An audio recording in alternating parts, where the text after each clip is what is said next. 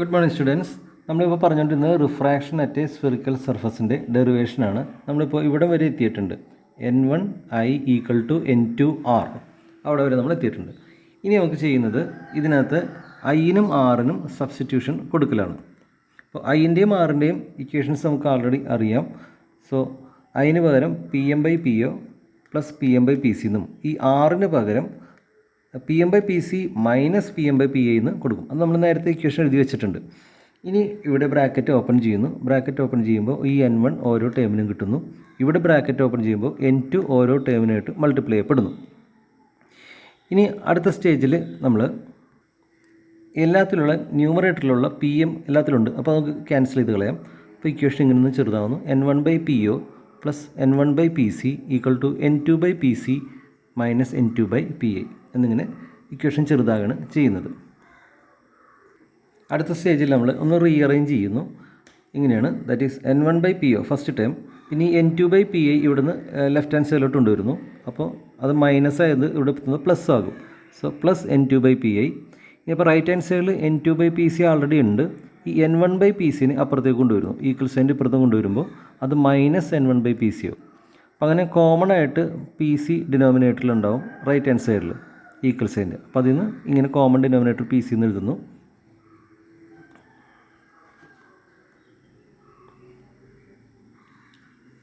ഈ രീതിയിൽ ഇക്വേഷൻ കിട്ടുകയാണ് ചെയ്യുന്നത്. ഇനി നമ്മളൊരു കാർട്ടീഷ്യൻ സൈൻ കൺവെൻഷൻസ് കൊടുക്കുകയാണ്. PO എന്ന് പറയുന്നത് എന്താണെന്ന് നോക്കാം. ഓബ്ജക്റ്റിൽ നിന്ന് Pയിലേക്കുള്ള ദൂരമാണ്. അത് ഓബ്ജക്റ്റ് ഡിസ്റ്റൻസ് ആണ്. അത് ഈ ഫിഗറിൽ നോക്കിക്കഴിഞ്ഞാൽ കാണാൻ പറ്റും. Oയിൽ നിന്ന് Pയിലേക്കുള്ള ദൂരം. ഓബ്ജക്റ്റിൽ നിന്ന് P എന്ന് പറയുന്നത് ഇപ്പോൾ ഇത് ഒരു ലെൻസ് ആയിരുന്നെങ്കിൽ അതിനെ പോൾ എന്ന് പറഞ്ഞാൽ, അല്ല മിറർ ആയിരുന്നെങ്കിൽ അതിനെ പോൾ എന്ന് പറഞ്ഞാൽ, അപ്പോൾ ഈ ഒരു ഡിസ്റ്റൻസിന് ഓബ്ജക്റ്റ് ഡിസ്റ്റൻസ് എന്ന് പറയും. ഓബ്ജക്റ്റ് ഡിസ്റ്റൻസിന് നമ്മൾ മൈനസ് ആയിട്ട് എടുക്കണമല്ലോ, അതാണ് -U എന്ന് കൊടുത്തിരിക്കുന്നത്. PI എന്ന് വെച്ചാൽ ഇമേജിൽ നിന്ന് Pയിലേക്കുള്ള ദൂരം, ഇമേജ് ഡിസ്റ്റൻസ്. ഇമേജ് റൈറ്റ് സൈഡിലായതുകൊണ്ട് ഇതാണ് ഇമേജ്. റൈറ്റ് സൈഡിലായതുകൊണ്ട് Pയിൽ നിന്ന് വലത്തേക്കാണല്ലോ, അപ്പോൾ അത് പോസിറ്റീവായിട്ട് തന്നെ എടുക്കാം. ഇനി അടുത്ത് PC എന്ന് പറയുന്നത് സെൻറ്റർ ഓഫ് കർവേച്ചറിൽ നിന്നും അതേ Pയിലേക്കുള്ള ദൂരം, അത് റേഡിയസ് ഓഫ് കർവേച്ചറാണ്. ഇവർ റേഡിയസ് ഓഫ് കർവേച്ചറും Pൻ്റെ റൈറ്റ് സൈഡിലായതുകൊണ്ട് പോസിറ്റീവായിട്ട് എടുക്കാം. ഇവിടെ U മാത്രമേ ലെഫ്റ്റ് സൈഡിലായുള്ളൂ, അതുകൊണ്ടാണ് മൈനസ് ആയിട്ട് എടുത്തത്. അപ്പോൾ അങ്ങനെ സൈൻ കൺവെൻഷൻ എടുക്കുമ്പോൾ POയും PAയും PCയൊക്കെ മാറിയിട്ട് പകരം Vയും Uവും Rഉം ഒക്കെ വരും. അപ്പോൾ അങ്ങനെ ഈ ഇക്വേഷൻ നമ്മൾ വെരി ഇമ്പോർട്ടൻ്റ് ആണ്. That is N2/V - N1/U = N2 - N1/R എന്നുള്ള ഇക്വേഷൻ. ഇതാണ് ഒരു കർവേച്ചറിനെ, അഥവാ നമ്മളിപ്പോൾ പഠിച്ചത് ഈ ഒരു കർവേച്ചർ ABC കർവേച്ചറിൻ്റെ കാര്യം മാത്രമേ ഇപ്പോൾ നമ്മൾ പഠിച്ചിട്ടുള്ളൂ. അതിനെ റെപ്രസെൻ്റ് ചെയ്യുന്ന ഒരു ഇക്വേഷനാണിത്. ഇനി നമുക്ക് ഇതിനെ നമുക്ക് ലെൻസ് മേക്കേഴ്സ് ഫോർമുലയിലേക്ക് കൊണ്ടുവരണമെങ്കിൽ നമുക്ക് ഈ ഒരു കർവേച്ചറിന് വേണ്ടിയും സെയിം ഇക്വേഷനെ മോഡിഫൈ ചെയ്ത് എഴുതേണ്ടതുണ്ട്. അപ്പോൾ നമുക്ക് രണ്ടാമത് ഈ ഫിഗർ കൂടി നിങ്ങൾ വരക്കാൻ പഠിക്കണം. ലെൻസ് മേക്കേഴ്സ് ഫോർമുലയാണ് ക്വസ്റ്റ്യൻ വരുന്നതെങ്കിൽ. ഇപ്പോൾ നമ്മൾ ഇതുവരെ ചെയ്തത് refraction at one spherical surface, ഇവിടെ എയറും ഇപ്പുറം ഗ്ലാസും. ഇനി ഈ കർവേച്ചറിനെ കുറിച്ച് നോക്കാം. ഈ കർവേച്ചറിലാണ് നമുക്ക് ഫൈനൽ ഇമേജ് ഇവിടെ ഉണ്ടാകുന്നത്. സോ ഈ സൈഡിൽ എയറും ഈ കംപ്ലീറ്റ് ലെഫ്റ്റ് സൈഡ് കംപ്ലീറ്റ് ഗ്ലാസുമായിട്ട് വേണം നമ്മൾ കാണാൻ. ജസ്റ്റ് ഓപ്പോസിറ്റ് ആയിട്ട് വേണം കാണാൻ. അപ്പോൾ ശ്രദ്ധിക്കേണ്ടത്, ഓബ്ജക്റ്റ് എന്ന് പറയുന്നത് വെർച്വൽ ഓബ്ജക്റ്റ് എന്നാണ് പറയുന്നതിന്. ഇത് വെർച്വൽ ഓബ്ജക്റ്റായിട്ട് വർക്ക് ചെയ്യും സെക്കൻഡ് റിഫ്രാക്റ്റിംഗ് സർഫസിന് വേണ്ടി. അങ്ങനെ ഫൈനൽ ഇമേജ് എയറിൽ അഥവാ N1-ൽ I എന്ന് പറഞ്ഞ് ഉണ്ടാകും. അപ്പോൾ നമുക്ക് എങ്ങനെ ഈ ഇക്വേഷൻ മോഡിഫൈ ചെയ്ത് എഴുതാമെന്ന് നോക്കാം. അപ്പോൾ അതിന് മുമ്പ് ഈ ഫിഗറിലെ നൊട്ടേഷൻസും കാര്യങ്ങളൊക്കെ ഒന്ന് ശ്രദ്ധിക്കുക.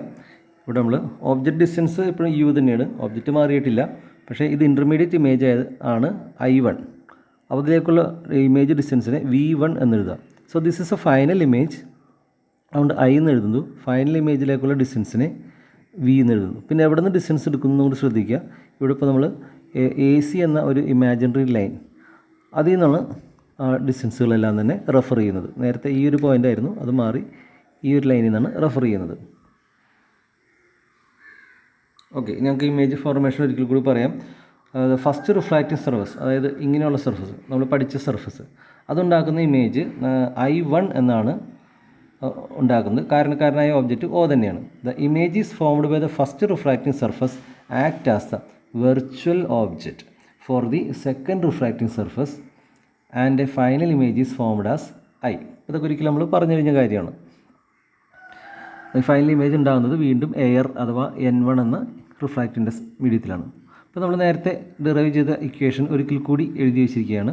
പക്ഷേ ആ ഇക്വേഷനെ നമ്മുടെ ഇപ്പോഴത്തെ സ്പെഷ്യൽ സിറ്റുവേഷന് വേണ്ടി നമുക്കിപ്പോൾ 2 കർവേച്ചറുകളുണ്ട്. ലെഫ്റ്റ് കർവേച്ചറിൻ്റെ റേഡിയസ് ഓഫ് കർവേച്ചറിനെ R1 എന്നും റൈറ്റ് കർവേച്ചർ നമുക്ക് റിഫ്രാക്റ്റീവ് അതിനെ നമ്മൾ R2 എന്നും നമ്മൾ സ്പെസിഫൈ ചെയ്യും. അപ്പോൾ നമുക്കിവിടെ നോക്കാം. ADC കർവേച്ചറിന് വേണ്ടി നമ്മളിപ്പോൾ പറയാൻ പോകുന്നത് ADC കർവേച്ചറിന് വേണ്ടിയുള്ള കാര്യമാണ്. ABCനെ കുറിച്ച് നമ്മൾ പറഞ്ഞു കഴിഞ്ഞു. ആക്ച്വലി അതിലാകെ വരുന്ന മാറ്റം എന്ന് പറയുന്നത് നമ്മൾ നേരത്തെ പറഞ്ഞ റേഡിയസ് ഓഫ് കർവേച്ചറിന് ഒരു പ്രത്യേക ലെറ്റർ നമ്മൾ കൊടുക്കുന്നുണ്ട്, R1 എന്ന് കൊടുക്കുന്നുണ്ട്. ഇവിടെ R1 R എന്നല്ല R1 എന്ന് കൊടുക്കും. ഇനി നമുക്ക് ADC കർവേച്ചർ നോക്കാം. ADC കർവേച്ചറിൻ്റെ റേഡിയസ് ഓഫ് കർവേച്ചറാണ് R2 എന്ന് പറയുന്നത്. അത് ഈ സൈഡിലേക്ക് വരും R2 എന്ന് പറയുന്നത്. അപ്പോൾ സെയിം ഇക്വേഷൻ എങ്ങനെ മോഡിഫൈ ആകും? ഓക്കെ, സോ ഇത് ആദ്യത്തെ കർവേച്ചറിന് വേണ്ടി ഇക്വേഷൻ ആകെ മാറ്റം വരുന്നത് R1 ആണ്, എന്നൊരു മാറ്റം വരുന്നുണ്ട്. അതുപോലെ V എന്ന് പറയുന്നത് V1 എന്ന രീതിയിൽ ഇക്വേഷൻ നമ്മൾ മാറ്റിയിരുന്നു. കാരണം നമുക്ക് 2 ഇമേജുകളുള്ളതുകൊണ്ടാണ് ആദ്യത്തേതിനെ 1 എന്ന് ചേർത്ത് വിളിക്കുന്നത്.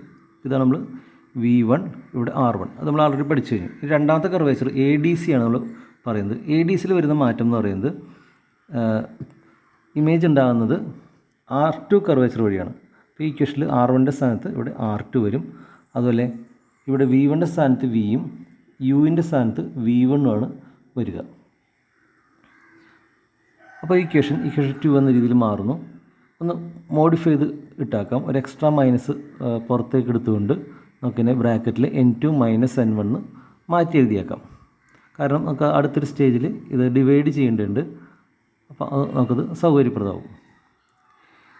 ഇനി ഇക്വേഷൻ 1നെയും ഇക്വേഷൻ 3നെയും കേട്ടോ. ആക്ച്വലി ഇക്വേഷൻ 3നെ നമ്മൾ ആഡ് ചെയ്ത് കഴിഞ്ഞാൽ എന്താ കിട്ടാൻ നോക്കാം. ആഡ് ചെയ്ത് കഴിഞ്ഞാൽ ഇതാണ് 2 ഇക്വേഷൻസ് 1 ഈ കാണുന്നതാണ്, ഇക്വേഷൻ 2 എന്ന് പറയുന്നത്, ഇക്വേഷൻ 3 എന്ന് പറയുന്നത് ഇതാണ്.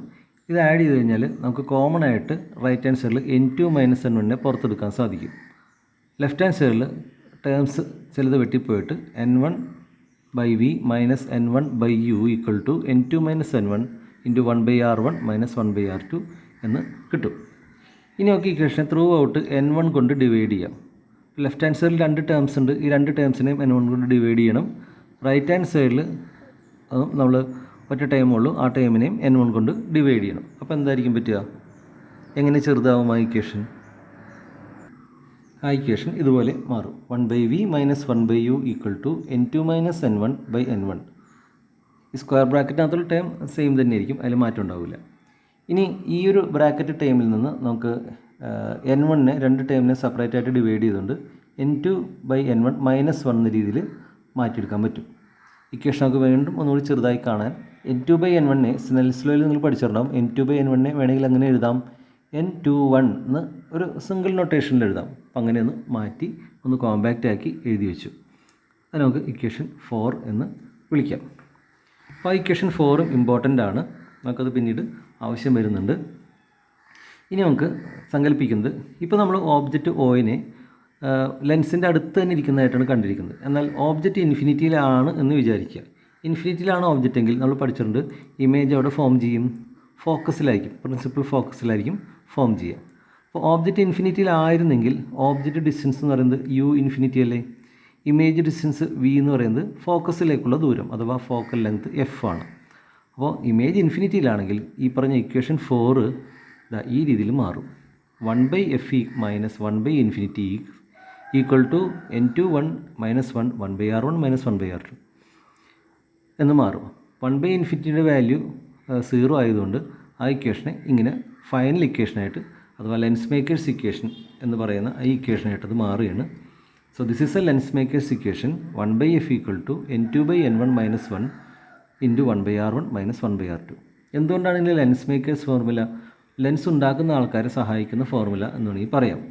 ഒരു ലെൻസ് ഉണ്ടാക്കാൻ, സേട്രൽ ഫോക്കൽ ലെങ്ത്തുള്ള ലെൻസ് ഉണ്ടാക്കാൻ ഒരാൾക്ക് 3 കാര്യങ്ങൾ ശ്രദ്ധിക്കാൻ പറ്റും. 2 കർവേച്ചറുകളുടെ റേഡിയസ് അഡ്ജസ്റ്റ് ചെയ്യാം.